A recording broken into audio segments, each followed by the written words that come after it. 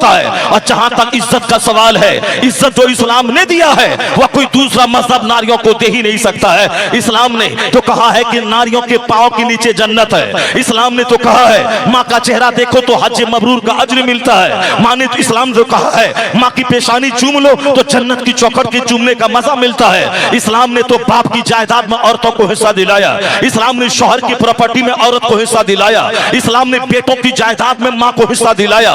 एक औरतों को 3 जगहों से जो धनहीन थी उसे धनवान इस्लाम ने बनाया कि शौहर मरे तो उसकी प्रॉपर्टी में औरत को हिस्सा मिलेगा, बेटा मरे तो उसकी प्रॉपर्टी में माँ को हिस्सा मिलेगा, और अगर बाप मरे तो उसकी जायदाद में बेटियों को हिस्सा मिलेगा। औरतों को 3 तरफ से दौलतों में हिस्सेदार बना के इस्लाम ने उसे मालदार बनाया।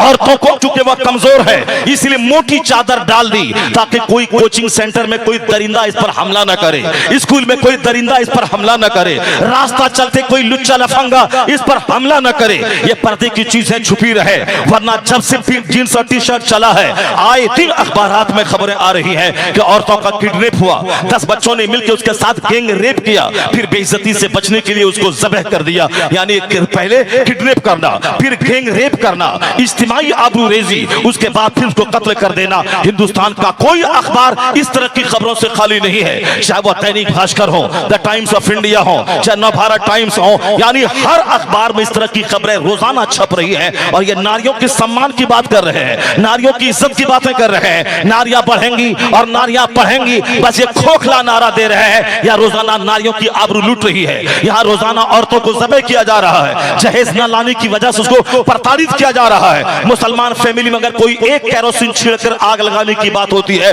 तो करोड़ों में कोई एक केस 10 साल के बाद आता है। और वहां रोजाना खबरें पढ़ने को मिल रही है, फला हरिजन ने ऐसा किया, फला फला गैर मुस्लिम के घर में ऐसा हो गया। तो अपना दामन झांक के देख ले, कहां औरतों को प्रताड़ित किया जा रहा है, औरतों के सम्मान को नोचा जा रहा है। यहाँ तो इस्लाम ने औरतों को पर्दा इसीलिए दिया है ताकि इसकी आबरू बची रहे। ये किस कदर ताज्जुब की बात है। रेलवे स्टेशन पे मैं नमाज पढ़ता हूँ तो कहते हैं नमाज पढ़ने की जगह मस्जिद नहीं है। ये उसी स्टेशन पर एक लड़का एक लड़की एक दूसरे से चिपक रहा है, चुमा चाटी कर रहा है, कोई खबीस बोलने वाला नहीं है कि इस तरह की हरकतों से क्या मैसेज समाज में जाएगा। एक गलत मैसेज जा रहा है, लोग देखेंगे उस पर क्या गुजरेगा, एक गलत काम यहाँ क्यों कर रहा है, कोई नहीं बोलता। नमाज पढ़ो, अपने खालिक को सजदा करो। तो ये सालिम कहते हैं नमाज पढ़ने की जगह नहीं है और वहां चूमा चाटी करो, कोई बोलने वाला नहीं है। ये आदमियत है या हैवानियत है, ये शराफत है या शरारत है। एक स्कूल में एक लड़की चड्डी पहन के आ रही है, चपरासी भी मजे लेके देख रहा है, प्रोफेसर भी मजे लेके देख रहा है, टीचर भी मजे लेके देख रहा है, किरानी भी मजे लेकर देख रहा है, स्कूल के सारे अफराद मजे लेके देख रहा है। उसी माहौल में अगर एक लड़की निकाब पहन के आ रही है तो उसको कहता है ये भूतनी है,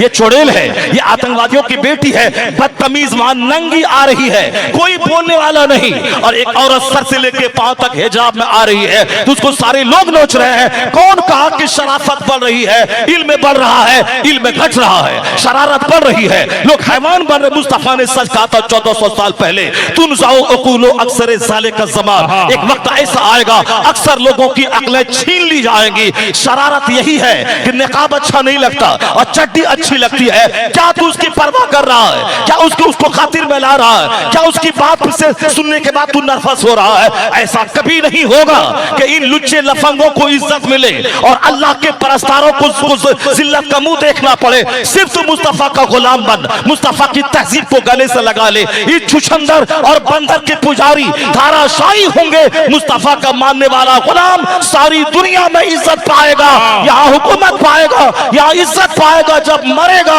वहां काफिरों को जहन्नम की आग मिलेगी, मुसलमानों को मुस्तफा का पोस मिलेगा। नारे तकबीर, नारे रिसालत, जलसे दस्तार बंदी।